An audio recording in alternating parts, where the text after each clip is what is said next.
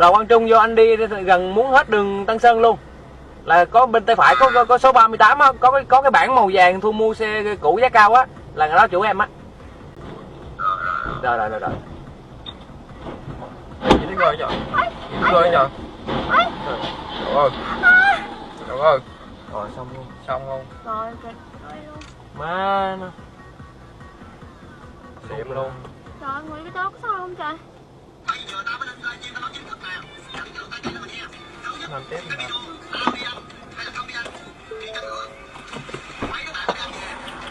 Rồi.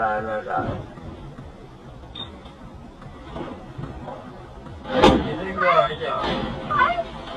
Rồi nhở. Rồi. Rồi. Rồi xong luôn. Xong không? Rồi kìa. Má nó